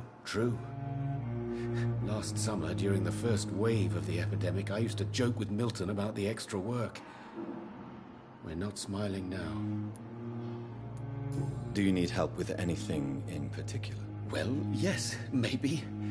I'm waiting for a batch of products I ordered for my personal research, yet my supplier seems to have vanished. Do you want me to play the errand boy for you? Oh no, Dr. Reed. But if you went personally to his shop, what with your reputation and all, he wouldn't dare to refuse the products I need. I see. Well, give me the address, for I may pass by if I have time. What do you think of Dr. Ackroyd's aversion to modern medical methods? It's a shame he's so narrow-minded. Dr. Swansea taught me that science is about exploring uncharted territory. I'm convinced that's true. With the influenza and all that's going on, you should put your differences aside, don't you think? Why is it so difficult to work together? I believe that if Dr. Ackroyd had been the one to discover the transfusion process, he would be the first to recommend its use. So you believe it's just a question of jealousy and pride? Dr. Ackroyd is as proud as he is blinded by his obsolete concept of medical science. Tell me more about your willingness to experiment with new medical techniques. Harvey Fiddick is a patient suffering from a severe injury that could cripple him if not treated correctly. I'm convinced your blood transfusion technique could help him. What is it you really want? To save him, or to prove your point? Fair question. I want nothing but to save my patient, Dr. Reed. Especially since I know Mr. Fiddick's story. This personal involvement could also appear to be a lack of impartiality. You must know that a good surgeon must remain neutral. I agree. But that does not excuse Dr. Ackroyd's behavior. A man who did not even take time to converse with his patient. Do you think keeping his distance was a mistake? All I know is that I'm taking care of human beings with desires, hopes, and fears. Not some biological machine comprised of blood, bones, and flesh. Tell me Mr. Fiddick's story. Our first diagnosis was compromised because Mr. Fiddick lied to us about the real origin of his injury. He first claimed it was an accident. But why would he hide such crucial information from us? Because he is a proud father, ashamed of putting his children at risk because of his own negligence. Goodbye, Dr. Strickland.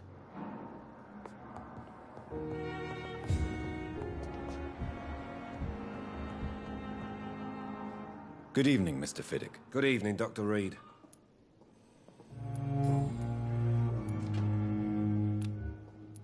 Tell me about your injury, Harvey. Why do you feel so guilty about it? My wife died because of me. And now I may lose everything because I've been careless enough to hurt myself. What an arsehole. How could your job be responsible for your wife's death? I was working a double. She went out to bring me a hot meal and got caught in a German bomb raid. You can't hold yourself responsible for your injury, Mr. Fiddick. Unless you tried to hurt yourself. Of course I didn't hurt myself. But I can't work until my arm is fixed. My children need to eat, Doctor.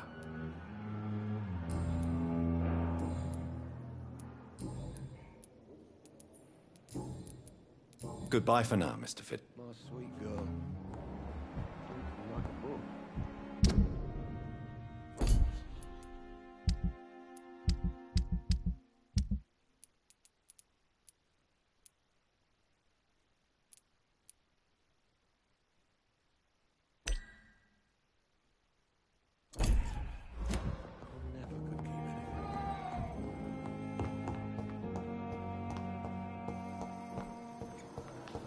Thelma Howcroft said she was being watched by vampire hunters. Where are they hiding? I should investigate. Good evening. I'm Dr. Reed. Always a pleasure to meet a colleague, sir. Especially when he was supposedly dead. A colleague? Are you a doctor, too? Not anymore, sir. I used to be Dr. Rakesh Chadana. Now, I'm just Mr. Chadana, pawnbroker and humble guardian of this morgue. What do you mean, you used to be a doctor? Was your license revoked? No, sir. It is just that I like to be precise. I run a little pawn shop while taking care of the dead. But I used to be a real doctor. Are you afraid or uneasy being surrounded by so many corpses? Why should I? These bodies are empty vessels. Flesh left to decay. Poof. No soul anymore. All gone. An interesting point of view. And quite an exotic one, too. Most people fear, or at least have a respect, for dead flesh. Sir, as a medic during the war, I learned to face my death and the death of others. It's the pain we have to tame, not death itself. How did you get this job?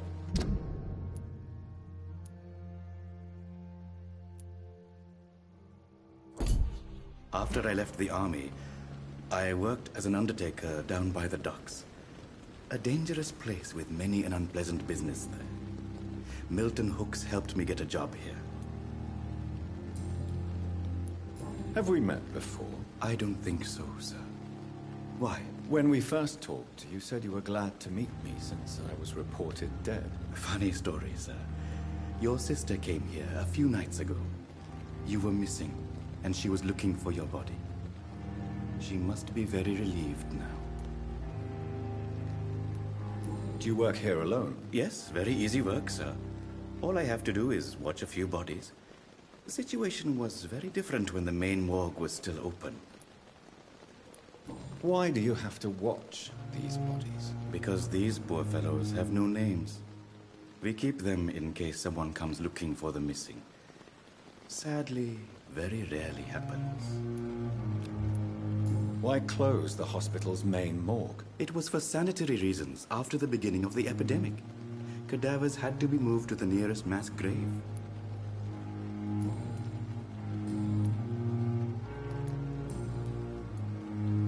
A pawnbroker? I expect you get all types of people here. Yes, sir. All kind of people. For I sell all kind of goods. Who comes here to trade with you? It's very unhygienic, even unsafe. Diseases can spread. For the customers, for the hospital. I'm very cautious, sir. I've been a doctor, remember? And all my clients are good people. In fact, I think I only know good people. What kind of goods? With the quarantine, it's not always easy to buy things. So I trade, I exchange. Some people sell, some others buy. I like to help. Since you're not afraid of dying, do you believe in life after death, Rakesh? No.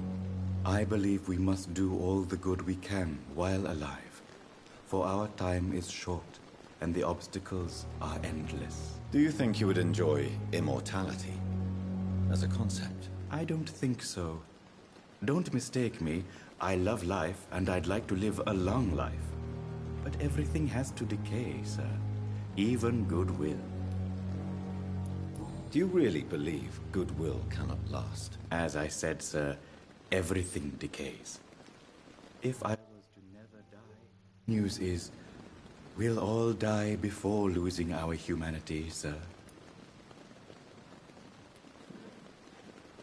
So you're ready to die?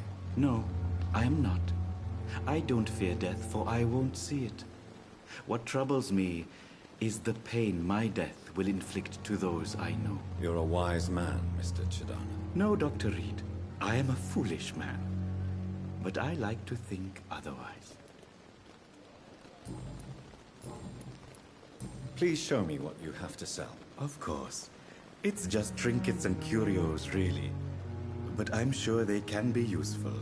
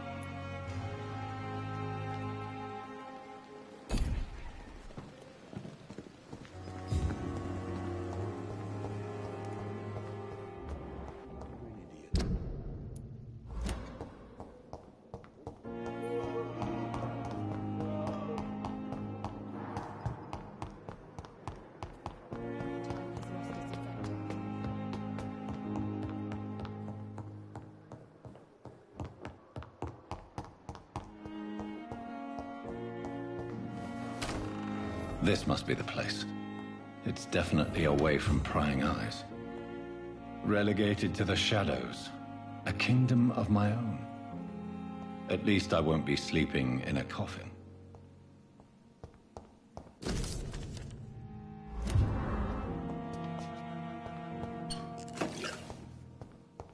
The flower's dying. It needs water.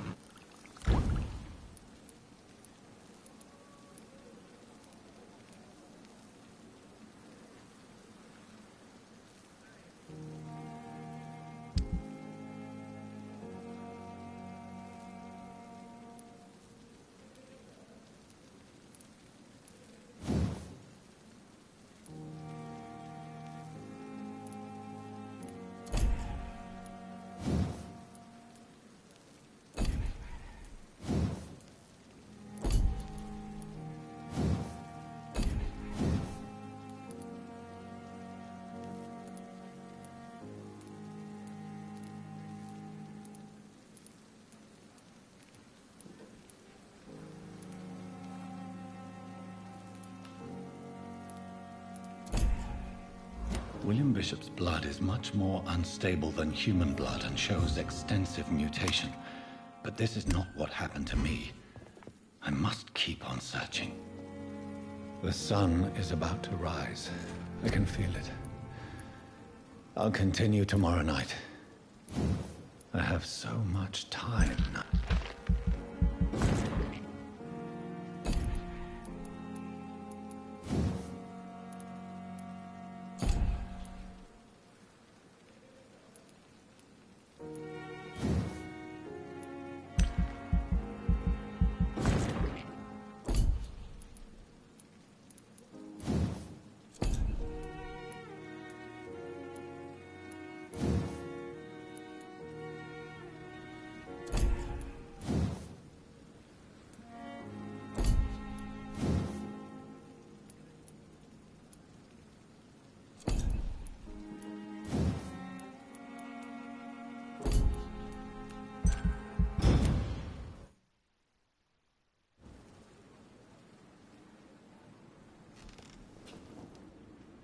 If I'm to stay here until my research is complete, I'd better learn to hide my true nature from the mortals.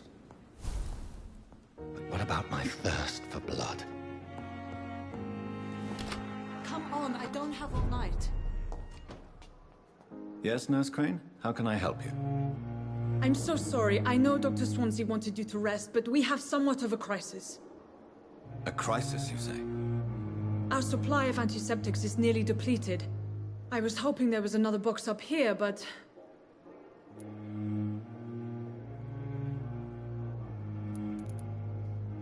Sorry, there's nothing here.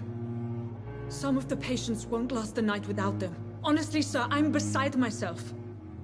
I may have a solution. In France, during the war, drugs shortage was a daily problem, and we had to use our wits to overcome the shortages. However do you mean? If combined correctly, certain household chemical products can be used in a pinch instead. Now, where's the hospital storeroom? The storeroom? Fat chance. This is the Pembroke, and space is luxury we don't have. Everything used to be stored in the old morgue. Perhaps I should look there first. Where is this morgue? It's the large building behind the hospital. You'll need to go in the back door because it's been sealed off for sanitary reasons. Take this key. It opens a small back entrance at the end of a narrow street. The abandoned morgue behind the hospital. A small door at the end of a narrow street. On my way then. Thank you, nurse.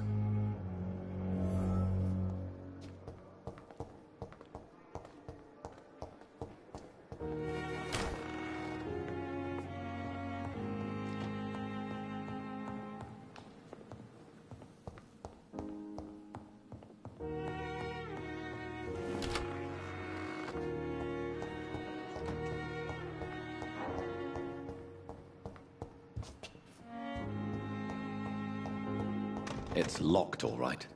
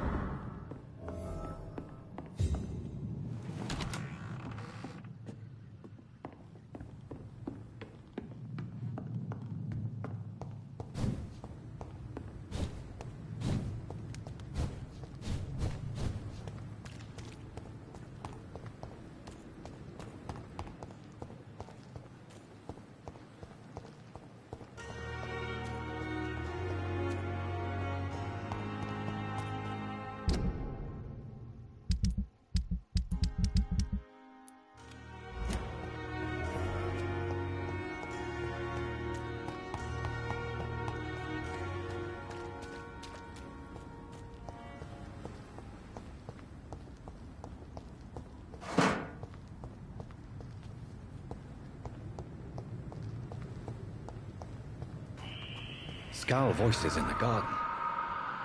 I should investigate. If they were to find somebody...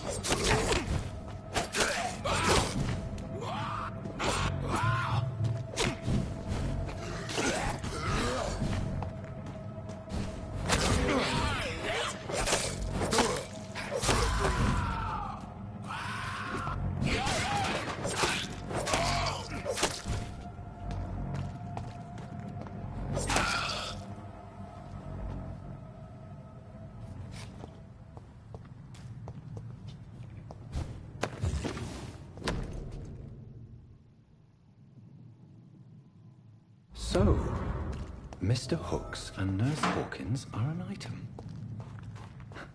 Those two have hidden their affections well.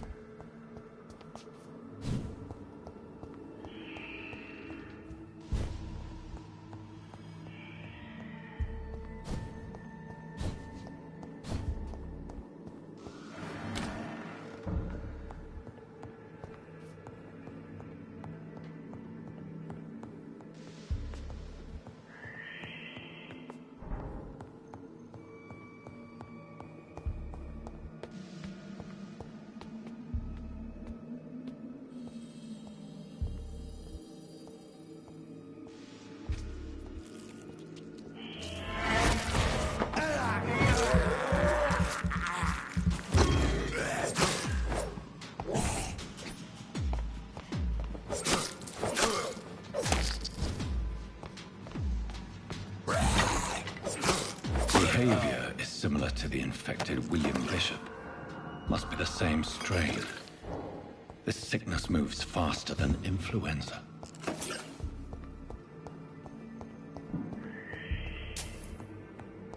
This key will surely grant me access to the basement.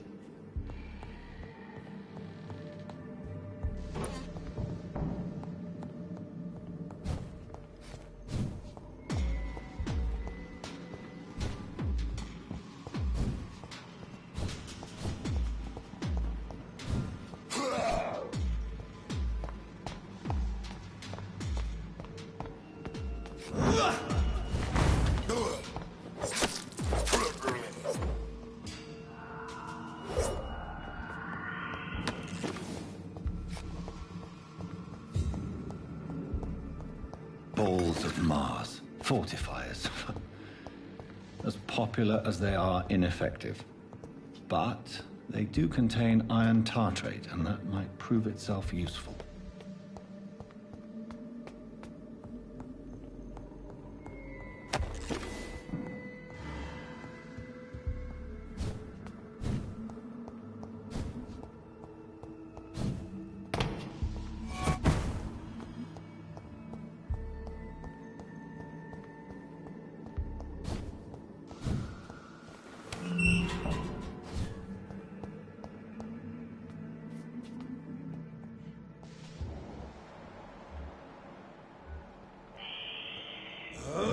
These skulls feed from corpses and the husks of animals.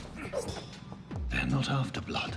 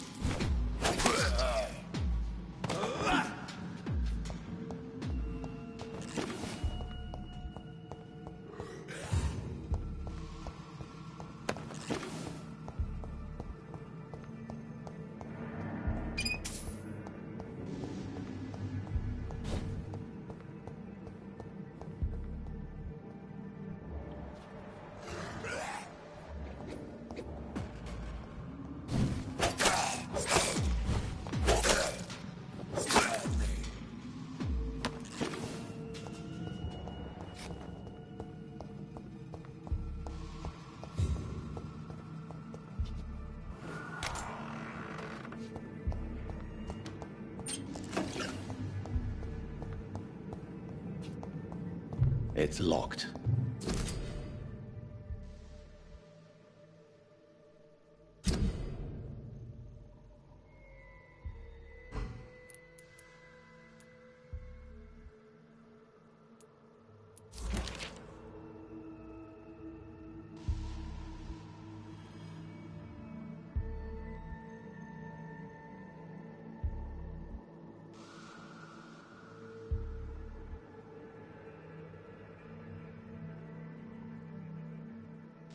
Mr. Connor's injuries don't match the report. I'd better look into this. It's locked.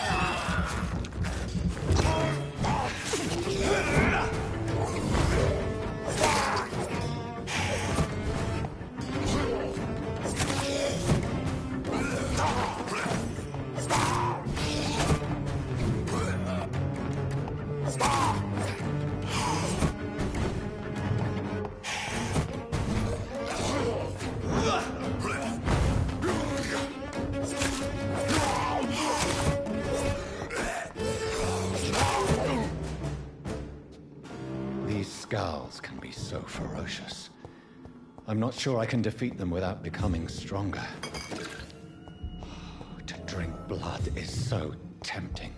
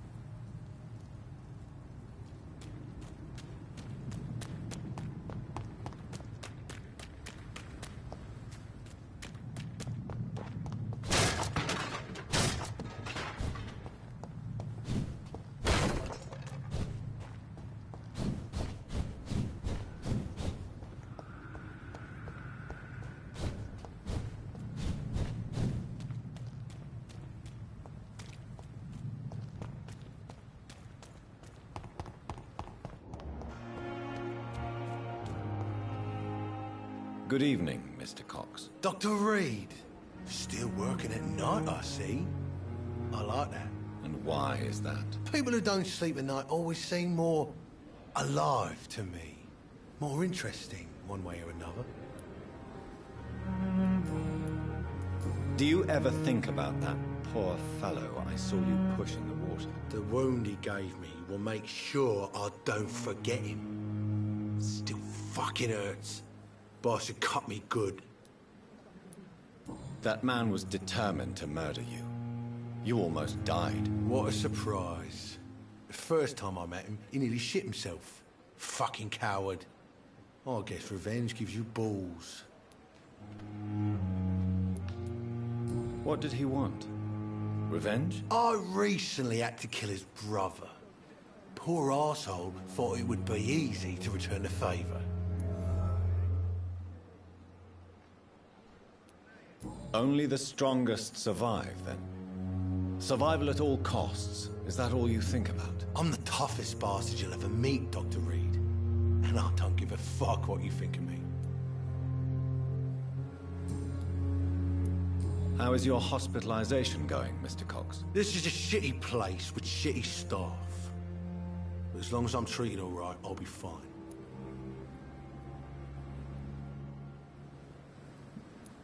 What's wrong with the Pembroke staff? That bastard you sent to bring me here, Milton. I thought he was going to break all my bones before I reached my bed. I see. Any other smart comments? The nurses aren't too ugly. Especially that foxy one, Nurse Crane. Pretty brunette, tough attitude, all like that. What's wrong with the hospital? Come on, Dr. Reed. The place is a dump. Smelly, sad, and dirty. But you're alive thanks to the efforts and dedication of the staff here, aren't you? What are you expecting, a medal? I thought that saving lives was just part of the job. Must be an unsatisfactory profession at this time, I'm sure.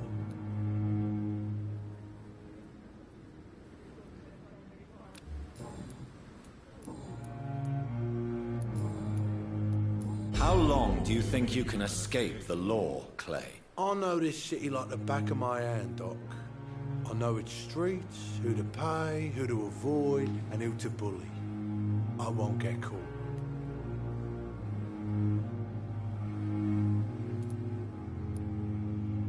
We can't escape the consequences of our actions. The past catches up with us in the end. I ain't afraid of death. I don't hide who I am.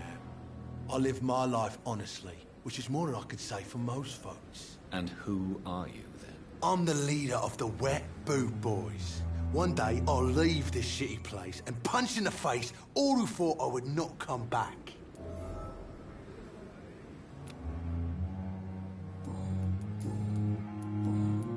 I'll leave.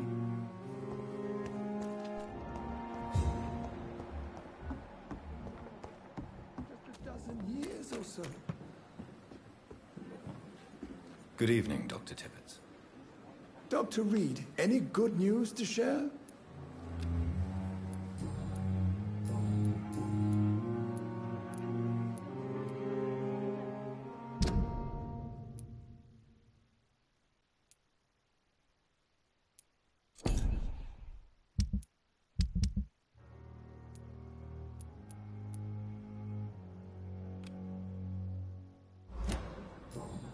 Goodbye.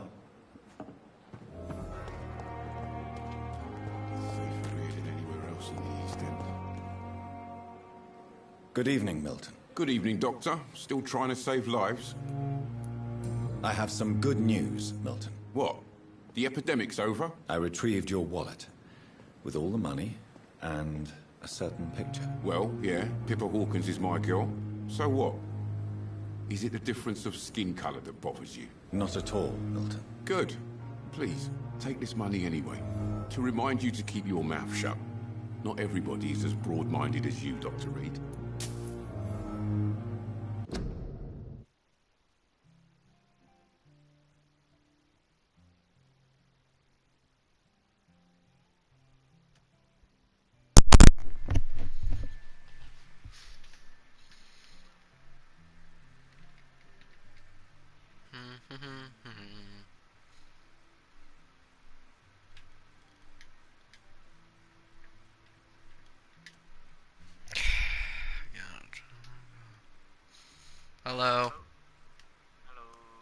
Hi.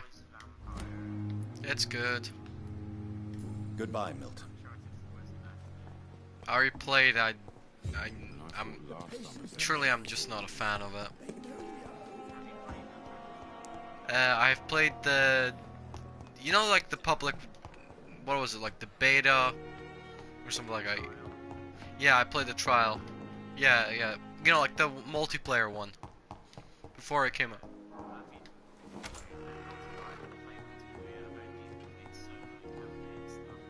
Okay. It's quite popular.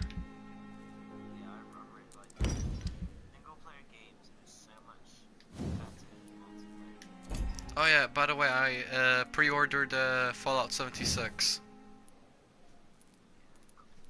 Yeah. Who knows what the retail price will be? Possibly. That's what they told me. Yep. Because if you pay £5 just to pre-order it, then it has a high chance of being 50, right?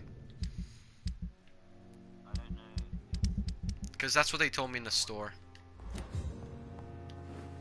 Yeah, if it's like 50, if it's like £5 to pre-order, then for the standard edition, then it's probably gonna be 50, and if it's like 10, then it's gonna be probably £70 for the other edition or something like that.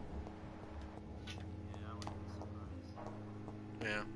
How long must I wait, damn it? Blaming me will not further your agenda. Finally, you've returned, Doctor.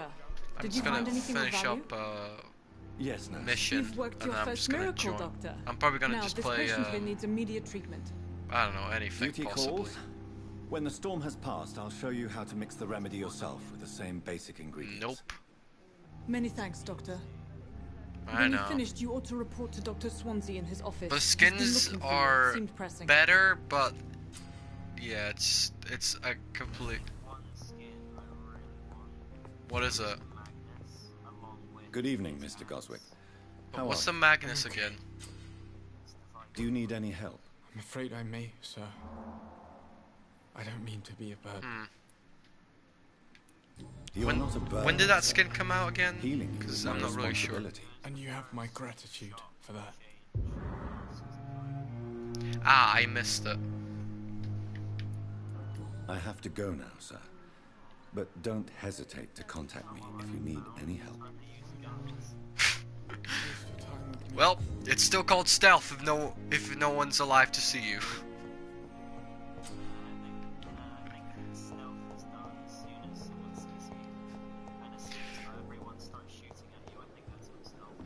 But Eddie, remember, a dead man tells no tale. I know. No, but it's also like true, cause you know. You're lucky to be alive. This place is full of sickness and decay. No. How could I get better in such a dump? Consider yourself lucky that I'm treating all of my patients equally. But don't push your luck. Don't play the innocent with me. I'm sure you have good reasons to act this way. And also weaknesses that can be exploited.